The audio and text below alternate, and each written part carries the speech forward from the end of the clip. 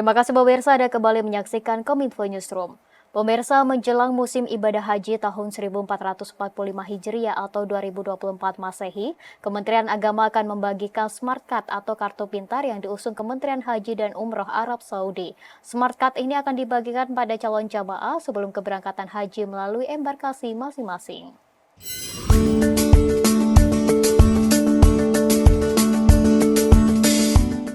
Kementerian Agama meluncurkan layanan Smart Card untuk penyelenggaraan ibadah haji tahun 1445 Hijriah atau 2024 Masehi.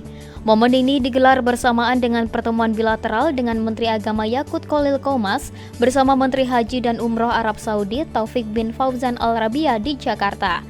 Smart Card atau kartu resmi keberangkatan haji ini merupakan aturan dari Kerajaan Arab Saudi untuk memudahkan jemaah dalam mengakses informasi yang berkaitan dengan haji.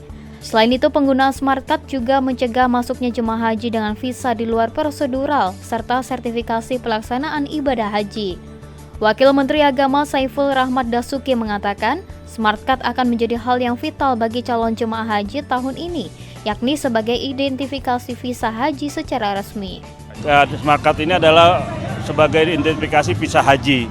Nah, negara Arab Saudi memberikan kebijakan selain visa haji tidak diperbolehkan untuk melakukan ibadah haji. Nah, makanya kami sampaikan kepada seluruh warga Indonesia, jangan tertipu, jangan tergoda oleh iming-iming yang bisa memberangkatkan dan sebagainya, karena ini ada sebuah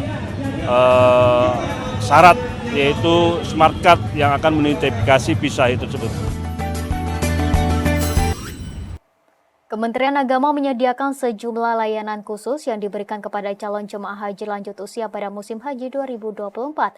Di antaranya menempatkan jemaah haji pada kelas bisnis di penerbangan serta membuka kuota pendamping lansia.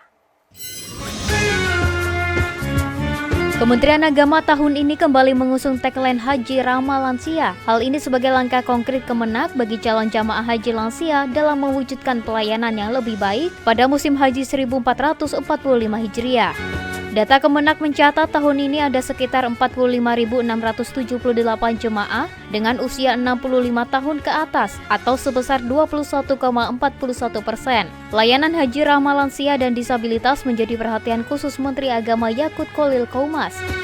Juru bicara Kementerian Agama Republik Indonesia Ana Hasbi menjelaskan, sejumlah ikhtiar yang dilakukan Kemenak diantaranya menempatkan calon jamaah haji lansia pada kursi prioritas, yakni kelas bisnis saat dalam penerbangan, baik menuju ke Tanah Suci atau ketika kembali ke tanah air. Selain itu juga membuka kuota pendamping jemaah lansia.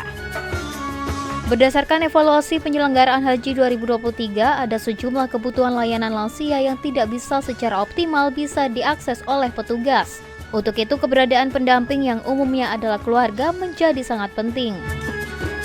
Selain hal teknis, upaya yang dilakukan Kemenak yakni merilis senam haji dengan gerakan yang juga ramah lansia. Hal ini bertujuan agar bisa dipraktikkan lansia dalam menjaga kebugaran dan kesehatan selama menjalankan ibadah haji.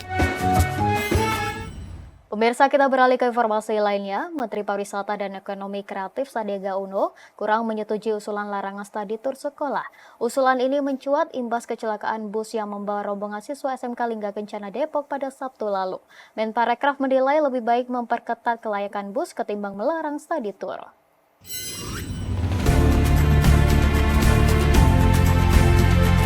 Menteri Pariwisata dan Ekonomi Kreatif Sandiaga Uno dalam The Weekly Brief with Sandi Uno di Gedung Kemenparekraf Jakarta menyampaikan pandangannya terkait study tour siswa sekolah. Menparekraf menyatakan kurang setuju dengan larangan study tour sekolah. Pasalnya pemerintah tidak bisa begitu saja melarang kegiatan study tour tanpa adanya data dan landasan yang pasti. Sandiaga menilai alih-alih melarang lebih baik memperketat aturan study tour, terlebih dalam soal pembelian transportasi kendaraan. Menurutnya, study tour dapat dilarang jika moda transportasi yang digunakan tidak layak jalan dan tidak sesuai dengan aturan yang berlaku.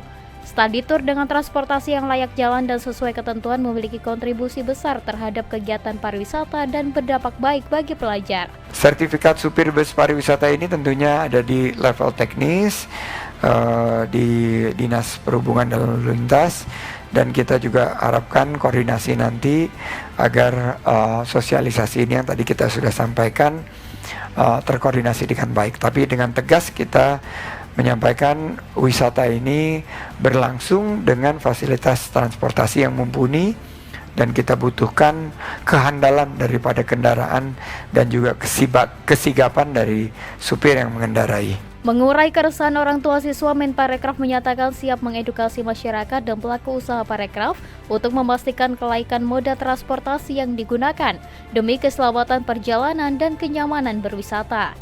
Kita harus terus lakukan edukasi lebih baik dan memberikan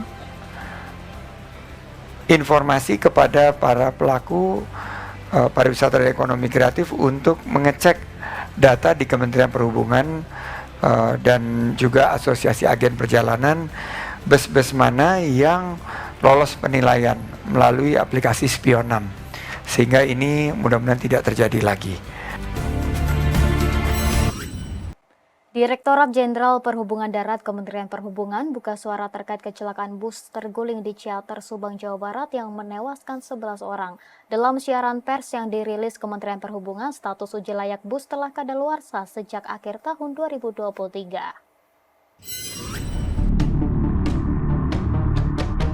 Kecelakaan bus pariwisata Transputra Fajar di Ciater, Subang, Jawa Barat menyita perhatian publik. Tidak hanya kesalahan manusia yang menjadi penyebab, namun juga perizinan operasi dan kelayakan jalan kendaraan. Peristiwa tergulingnya bus pariwisata Transputra Fajar menyebabkan 11 orang meninggal dunia, yang terdiri dari guru, 9 siswa, dan seorang pengendara motor, sementara puluhan korban lain mengalami luka-luka.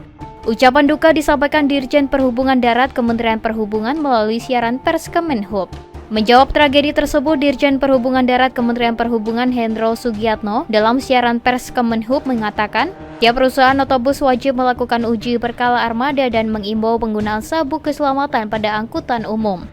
Hendro Sugiatno juga menyatakan bus Transputra Fajar pada aplikasi Mitra Darat tercatat tidak memiliki izin angkutan dan status lulus uji berkala telah habis pada masa berlakunya yakni 6 Desember 2023. Status uji berkala angkutan umum idealnya diperpanjang masa uji berkala setiap 6 bulan sekali, seperti yang tercantum dalam ketentuan. Hendro Sugiatno menegaskan PO bus yang tak berizin namun tetap mengoperasikan kendaraannya akan dikenakan pidana. Sementara dalam UU nomor 22 tahun 2009 tentang lalu lintas dan angkutan jalan, pasal 310 menyebutkan pengemudi bus yang karena kelalaiannya mengakibatkan kecelakaan dan korban jiwa terancam pidana penjara 6 tahun dan denda 12 juta rupiah. Pengujian berkala dapat dilakukan oleh pemerintah daerah melalui Dinas Perhubungan Provinsi, Kabupaten, dan Kota. Uji kelayakan kendaraan wajib dilakukan demi keselamatan bersama di jalan.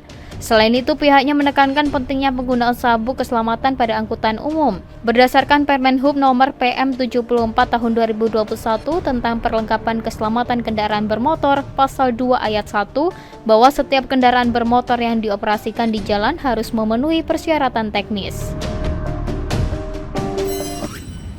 Pemirsa, Badan Nasional Penanggulangan Bencana dan Tim SAR terus berupaya melakukan pencarian dan pertolongan korban jiwa terdampak banjir lahar dingin dan longsor yang menerjang 6 kabupaten dan kota di Sumatera Barat. Korban jiwa akibat banjir bandang saat ini berjumlah 50 orang dan proses pencarian korban pun masih berlanjut.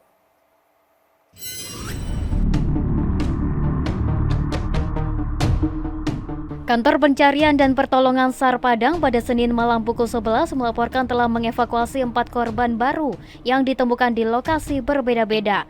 Dalam proses pencarian korban, tim SAR Padang melakukan langkah antisipasi peningkatan debit air aliran sungai menggunakan metode safety officer. Safety officer membagi 1 orang petugas bertugas memantau debit air, sementara 1 orang lain yang melakukan pencarian. Jadi dalam pencarian kita pakai sistem 2 orang safety officer selama dalam pencarian untuk mencegah atau mengasih tahu menginformasikan kepada tim yang di lapangan adanya peningkatan debit air. Yang 2 orang tim safety officer itu mereka berdiri di atasnya tebing. Jadi sekitar 10 meter jaraknya dari tim kita yang di lapangan. Dia kalau seandainya ada peningkatan, dia langsung memberikan instruksi atau aba-aba kepada tim kita yang sedang melakukan pencarian. Sementara itu dari siaran pers yang dikeluarkan oleh BNPB melakukan sejumlah penanganan darurat, diantaranya mengerahkan eskavator untuk memulihkan akses jalan darat yang tertutup material longsor, evakuasi korban, dan kolaborasi dengan OPD terkait. Hingga berita ini diturunkan, Kepala BNPB Letjen TNI Suharyanto menyebut jumlah korban meninggal akibat bencana mencapai 50 orang. Sementara 27 orang dinyatakan hilang, 37 orang luka-luka, dan 3.000 orang mengungsi. Selain dukungan tenaga pencarian korban dan pertolongan, pemerintah juga mengupayakan kebutuhan dasar masyarakat terdampak tetap terpenuhi. Walau jalur masih tertutup dan terisolir, pemerintah tetap melakukan pengiriman bantuan melalui jalur udara dan jalur darat memakai jalur alternatif.